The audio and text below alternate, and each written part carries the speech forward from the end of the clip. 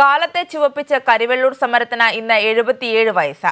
1946 December 20-നാണ് സാമ്രാജ്യത്വ വിരുദ്ധ പോരാട്ടത്തിൽ കീനേരി കുഞ്ഞമ്പുവും തടിയിൽ കണ്ണനും രക്തസാക്ഷികളായത്.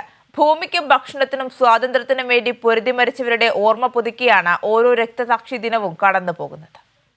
കുണിയൻപുഴയുടെ തീരത്തെ ചെളിമണ്ണിനൊപ്പം കർഷക പോരാളികളുടെ ചോരയും പടർന്നൊഴുകിയ ദിനം. സാമ്രാജ്യത്വത്തിന് നിറതോക്കുകളെ അവർ ഒട്ടും ഭയന്നില്ല. കല്ലും വടിയും കവണയും ആയുധമാക്കി പൊരുതി നിന്നു.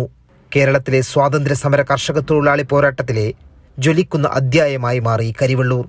കുണിയൻപുഴയുടെ തീരത്ത് സാമ്രാജ്യത്വത്തിന് നിറതോക്കുകളെ നേരിട്ടാണ് കരിവെള്ളൂർ ചുവന്നത്. ചിറക്കൽ രാജാവിന്റെ ഗുണ്ടകളെയും MSPക്കാരെയും ധീരമായി നേരിട്ട് കീനേരി കുഞ്ഞമ്പുവും തിടിയിൽ കണ്ണനും രക്തസാക്ഷികളായി. കരിവെള്ളൂർ സമരം പിന്നീട് വടക്കേ മലബാറിലെ കർഷക കമ്മ്യൂണിസ്റ്റ് പോരാട്ടങ്ങൾക്ക് ഊർജമായി.